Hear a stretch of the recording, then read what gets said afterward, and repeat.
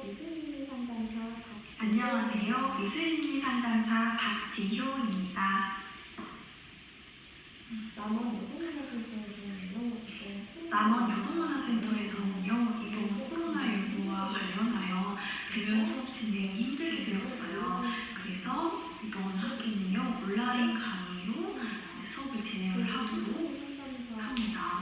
저희 미술심리 상담사의 온라인 강의는요, 지난번에 이어서 두 번째 강좌이거든요. 그런데 제가 지난번 강의에서는 제 모습을 사실 너무 부끄러워서 드러내지 않고 PPT 자료와 목소리만 등장을 시켰거든요.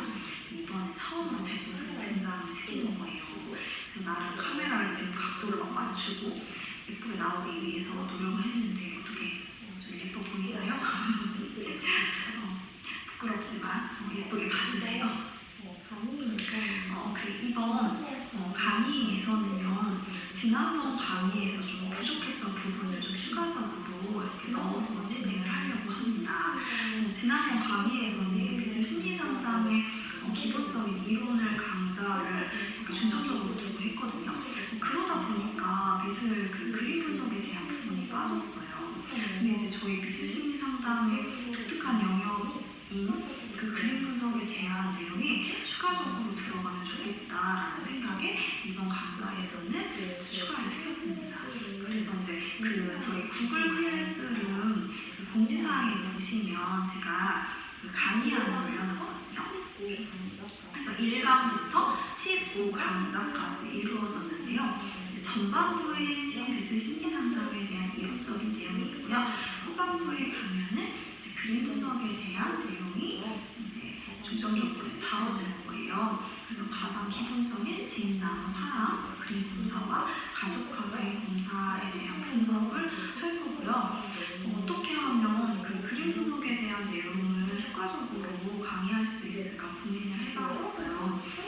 이제 그 여러 가지 이제 사례들이 많이 있고 그 사례에 따른 이제 그림들이 많이 있거든요. 그래서 그 그림들을 이제 직접 여기에서 이제 보여드리면서 강의를 하면 너무나도 좋겠지만 그 개인 그 정보와 관련해서 이제 그림을 공개하거나 이러면서 제가 법적인 처벌을 받게 돼서 그런 건 현실적으로 좀 힘들 것 같아요. 그래서 어떤 방법이 좋을까라고 고민하다가 저희 이제 심리상담사들도 본인이 현장에서 이제 심리상담을 하기 이전에 개인 분석 시간을 갖거든요. 그래서 본인이 직접 들어보고 본인의 심리적인 어떤 요인을 파악해보고 그걸 이제 극복해 나가는 과정을 통해서 이제 안정감을 찾고 그 다음에 내담자를 만나도록 합니다. 그래서 여러분들도 그 개인 분석의 시간을 가져보도록 할 거예요. 그래서 제가 사전에 준비물을 공지해드리면 그 준비물을 준비를 하시고 그 준비물을 통해서 실습을 하시고요. 그 실습은 이제 수업 끝나는 부분에 과제처럼 내어드리고 이제 내드릴 거예요. 그러면 그걸 그리셔서 그 다음 시간에 그 그림 내용을 토대로 이제 분석을 해보고 본인의 이제 어떤 심리적인 요인이나 이런 것들을 파악해보는 시간을 가져보도록 할 거예요. 근데 그림을 보다가 분석을 해보면 궁금증이나 이런 것들이 많이 생기실 것 같아요. 그러면 구글 클래스에 이제 질문하고 서로 대화할 수 있는 장소가 있거든요. 그곳에 언제든지 질문 올려주시고 저 소통하는 그런 과정을 겪으시면 조금 나를 돌아보고 나를 성장시킬 수 있는 그 수업이 되지 않을까라는 생각을 합니다. 이번 시간은 이제 첫 시간이라서 전체적인 수업을 진행에 대한 내용을 설명을 해드리고 미술 심리 상담에 대한 개념을 알아볼 거고요. 그 다음 시간부터 제2강좌부터는 본격적인 이론 수업을 진행하도록 하겠습니다. 자, 그러면 미술 심리 상담에 대한 개념을 알아보도록 하겠습니다. 목차를 살펴보면요. 첫 번째, 심리 상담이란 무엇인가에 대해서 알아보도록 할 거예요. 두 번째, 무엇을 변화시키는 것인가. 세 번째, 미술 심리 상담이란 무엇인가. 그리고 네 번째, 미술 심리에 대한 개념을 정리해 보도록 하겠습니다. 그러면 첫 번째, 심리 상담이란 무엇인가에 대해서 알아보도록 할 건데요. 미술 심리 상담이란 무엇인가를 이해하기 이전에 과연 심리 상담이란 무엇인가에 대해서 알고 그것에서 미술은 어떻게 사용되는지를 이해하는 데 도움이 될 것 같아요. 심리 상담이란 이해를 하기 이전에 그 심리 치료 그리고 치료자, 내담자라는 용어가 나올 거예요. 그 용어에 대해서 먼저 설명을 해드리도록 할게요. 심리 치료나 심리 상담이나 그 책이나 어떤 자료에 보면 공통적으로 사용을 하거든요. 과거에는 심리 치료라는 말을 사용을 했는데요. 현재는 병원 현장과 그리고 일반 그 심리 상담을 하는 그 장소에 대한 사용 그 용어를 좀 달리하도록 하고 있어요. 그래서 치료라는 말은 병원 현장에서 사용할 수 있도록. 그래서 심리 상담이라는 말을 사용을 하고요.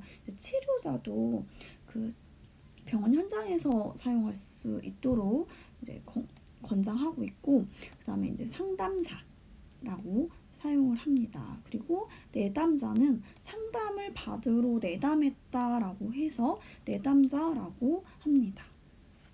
그러면 심리상담이란 무엇인지 알아볼게요. 심리적 고통이나 해결하고 싶은 문제를 가진 사람에게 심리학적 전문 지식을 활용하여 문제를 해결하거나 삶의 질을 향상시키도록 돕는 전문적 활동이다.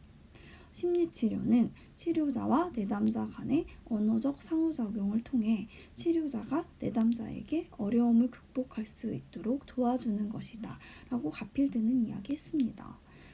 성격 이론에 근거하여 사고, 감정, 행동의 바람직한 변화를 이루기 위한 체계적인 방법이다 라고 코르시니는 이야기했습니다.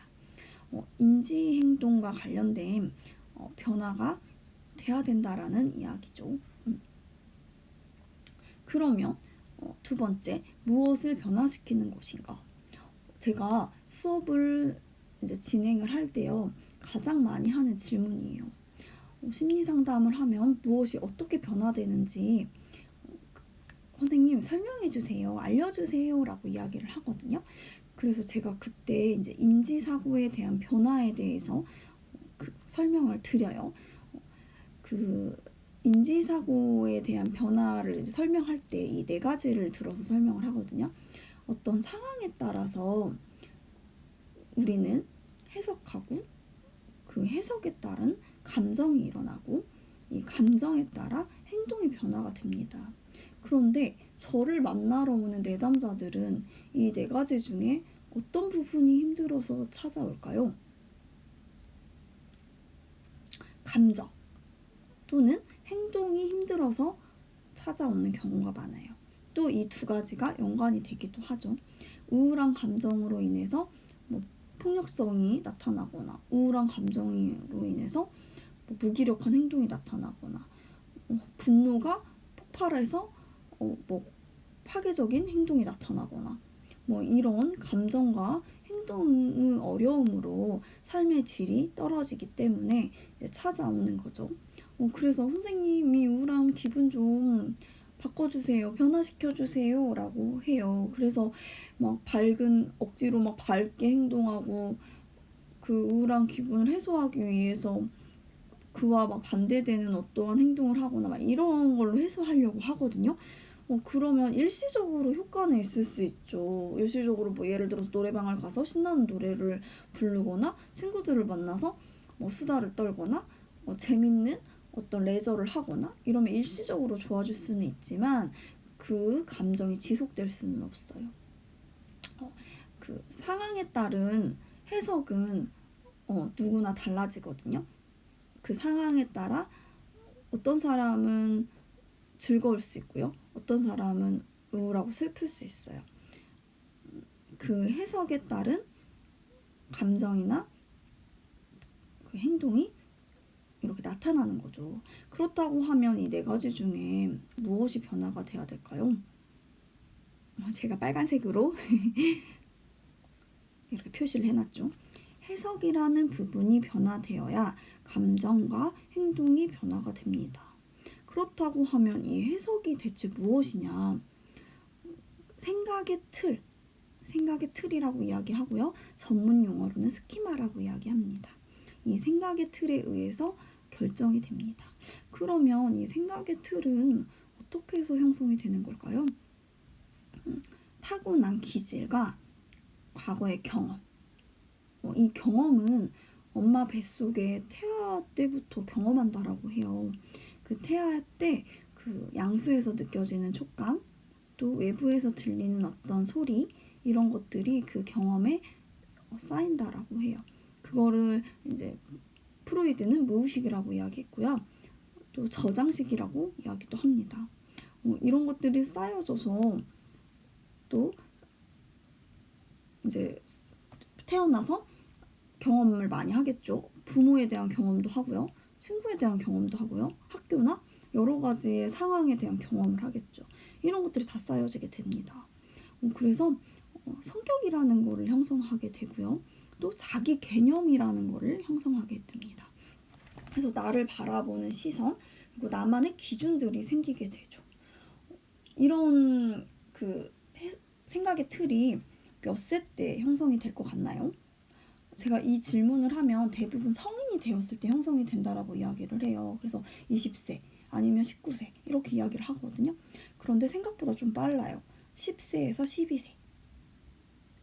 생각보다 빠르죠. 그 어린 시절에 이미 나는 생각의 틀을 형성을 하고 그 생각의 틀에 의해서 세상을 바라봅니다. 예를 들어서 부정적인 자기 개념을 형성하고 자기만의 기준이나 자기의 생각을 가지고 있는 사람이라고 하면 어떠한 상황에서도 너는 이거밖에 안 돼. 그러니까 이렇게 됐어 라고 하고 스스로를 비난할 거예요. 그럼 물론 감정 역시 부정적인 감정, 행동 역시 부정적으로 나타나겠죠. 그런데 자기 자신을 긍정적으로 바라보고 자기에 대한 어떤 관대함이나 수용적인 태도를 가진 사람이라고 하면 어떤 상황에서든 그럴 수 있어. 다시 한번 해볼까? 라는 지지적인 태도, 지지적인 해석을 하겠죠. 그럼 감정 역시 부정적이지 않겠죠. 그래서 이 해석 부분에 대한 변화가 있어야 되고요. 이 해석 부분에 대한 변화가 있기 이전에 우리는 과거를 탐색하거든요. 그래서 과거에 대한 나의 어떤 경험이나 어떤 것들로 인해서 내가 잘못된 부정적인 생각의 틀을 만들어내고 오류를 범했구나 를 파악을 일단은 해야겠죠. 탐색하고 파악한 뒤에 그걸 재해석하고 재경험하고 재정립해서 스스로를 바라보는 시각, 그러니까 자기 개념을 변화를 해야 합니다. 그래야 해석이라는 큰 영역이 변화되고 그 영역이 변화됐을 때 감정이나 행동이 자동적으로 변화가 되는 거죠. 그래서 이 해석 부분을 탐색하는 그 과거의 탐색에서 이미지 작업을 많이 하거든요. 그래서 심상 작업도 하고요. 미술 심리 상담에서 주로 사용하는 그림이나 어떤 작품 활동을 통한 이미지 작업을 많이 하거든요. 그래서 우리가 무의식 속에 있지만 표현하지 않았던 것, 또 언어로 표현하기 힘든 여러 가지들을 그런 이미지 작업을 통해서 표현하고 표출하고 그걸 다시 내가 들여다봄으로써 상황이나 이런 것들을 다시 재해석하고 그러면서 내가 왜곡했던 거, 인지 왜곡을 다시 재정립하는 과정을 이렇게 경험하게 되거든요. 그랬을 때 이 미술 심리 상담, 이 미술이라는 매개가 되게 중요한 역할을 하게 됩니다. 그러면 세 번째, 미술 심리 상담이란 무엇인가에 대해서 알아보도록 할게요. 미술 치료는 모든 연령대 사람들의 신체적, 정신적, 정서적 안녕을 증진시키고 향상시키고자 미술 작업의 창조 과정을 사용하는 정신건강 전문 직업이다. 미술 치료는 예술적인 자기 표현에서 보이는 창조 과정의 갈등과 문제를 해결하고 대인관계 기술을 발달시키며 행동을 조절하고 스트레스를 감소시키며 자존감과 자각을 증진시키고 통찰을 얻는 데 도움을 준다는 믿음에 기반하고 있다라고 미국 미술치료협회에서 이야기합니다. 어떤 심리상담이든지 공통적으로 신체적, 정신적, 정서적 안녕을 증진시키고 향상시키는 게 목적이에요. 그런데 여기에서 미술심리 상담은 미술 작업의 창조 과정을 활용을 한다라는 거죠. 조금 전에 말했던 그 해석이나 과거의 여러 가지를 탐색하는 거에 있어서 그 미술 작업 또 창조 과정 이런 것들이 중요한 역할을 하게 됩니다. 그러면 미술 심리에 대한 개념을 한번 정립해 보도록 할게요. 심신의 어려움을 겪고 있는 사람들을 대상으로 하여 그들의 미술 작업, 다시 말하면 그림이나 조소, 디자인 기법 등과 같은 미술 활동을 통하여 그들의 심신을 진단하고 치료하는 데 있습니다. 이 미술 심리 상담을요, 미술 치료, 회화요법, 묘화요법, 그림요법이라고도 부르고요. 그리고 음악치료, 놀이치료, 무용치료, 레크레이션 치료, 사이코드라마, 문학치료와 같은 예술치료의 한 영역입니다. 그 과거의 이 예술치료 영역보다 현재는 더 많은 영역으로 나뉘어져 있거든요. 그래서 동작 치료와 관련된 또 무용치료, 요가치료, 댄스, 그리고 운동과 관련된 또 치료요법들이 있고요. 또 영화나 또 문학 쪽도 시, 수필 해서 다양하게 이렇게 구분지어진 또 여러 가지 치료요법이 있고요. 그리고 원예 치료 해서 이제 자연물, 꽃, 또 자연물, 강, 이렇게 산책을 하면서 하는 것도 있고요. 여러 가지의 또 자연물을 이용한 요법이 있고요. 그리고 이제 다양하게 게임이나 또 동물을 매개로 한 치료요법들이 있습니다. 이런 다양한 요법들을 내가 알고 현장에서 활용한다면 도움이 많이 되겠죠.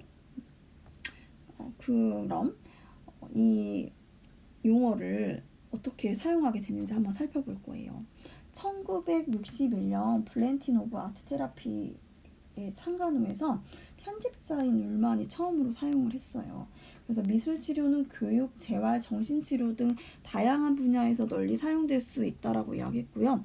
어떤 영역에서 활용되고 있든지 간에 공통된 의미는 시각예술이라는 수단을 이용하여 인격을 통합 혹은 재통합을 위한 시도라고 이야기했습니다. 그동안 이제 미술치료를 연구해온 이제 여러 학자들이 있었는데, 이제 그 자신만의 이제 지지적인 견해를 이제 주장을 하게 됩니다. 그래서 세 가지 입장으로 이제 주장을 하는데요. 첫 번째는 치료에 중점을 두는 입장이에요. 나움버거가 주장을 했고요. Art in Therapy라고 해서 치료에서의 미술을 중요시합니다. 치료자와 환자 사이의 치료적 관계 형성, 전이와 역전이 해결, 자유연상, 자발적 그림 표현과 해석, 그림의 상징성 등을 중요시했고요. 좀 그 과거에 그 프로이드 에서 이제 그 사용했던 이런 방법들을 사용을 해서 그 심리 상담에 대한 그 요법들을 활용을 했고요. 그 과정에서 그림을 매개로서 이용하는 방법을 주장을 했습니다. 그러니까 그림보다는 치료에 중점을 둔 거죠. 그리고 미술을 이제 중시하는 입장이 있어요. 크레머는 아트 에스 테라피라고 해서 치료로서의 미술, 창조와 자아성장이라고 해서 그림의 치료적 속성은 그림에 대한 환자의 연상을 통하여 자기 표현과 승화작용을 함으로써 자아가 성숙하는 데 있다라고 이야기를 했어요. 즉 미술 작업을 통하여 환자 자신의 파괴적, 반사회적 에너지를 분출함으로써 그것을 감소시키거나 전환시킨다고 주장을 하였어요. 이 그 작품, 미술 작품 그 과정 자체가 치료라고 본 입장이에요. 그러니까 표현하면서 해소하는 이것을 되게 중요하다라고 본 거죠. 그리고 세 번째는 통합적 입장이에요. 울만이 주장을 했고요. 테라피 앤 크리에이티브리라고 해서 치료와 창조라고 했습니다. 어떤 입장을 취하든 간 그 미술치료는 심리치료의 이론을 바탕으로 하여야 하고요. 인간의 조형활동을 통하여 개인의 갈등을 조정하고 동시에 자기 표현과 승화작용을 통하여서 자아 성장을 촉진시킬 수 있습니다. 또한 자발적인 미술 활동을 통해서 개인의 내적 세계와 외적 세계 간의 조화를 잘 이룰 수 있도록 도와주는 거예요. 뭐 학자에 따라서 여러 가지 의견이 있을 수 있고요. 접근 방법이나 적용 대상에 따라 이제 정신요법적 미술치료, 재활적 미술치료, 레크레이션적 미술치료 등으로 나뉘지만 미술치료는 결국 이미지 표출 과정에 있어서 비언어적인 커뮤니케이션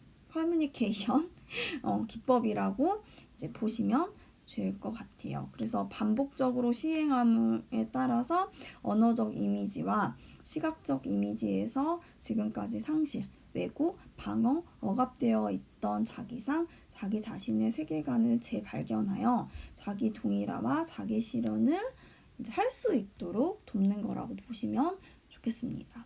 그래서 개인의 성장을 탐험하고요. 성장을 돕는 목적으로 미술 작품을 활용을 하고요. 미술이라는 방법과 치료라는 목적을 가집니다. 여기에서 가장 또 기억하셔야 할 부분이 미술 작품이 목적이 되어서는 안 돼요. 심리 상담이고 심리 치료이기 때문에 상담과 치료가 목적이 되어야 합니다. 어떻게 첫 번째 강좌 즐겁게 들으셨나요? 본격적인 수업은 두 번째 강좌부터 시작되니까요. 많은 참여 부탁드리고요. 궁금한 사항 있으시면 언제든지 질문 올려주시면 제가 성실하게 답변해 드리도록 하겠습니다. 지금까지 수고하셨습니다. 다음 시간에 뵙도록 하겠습니다. 감사합니다.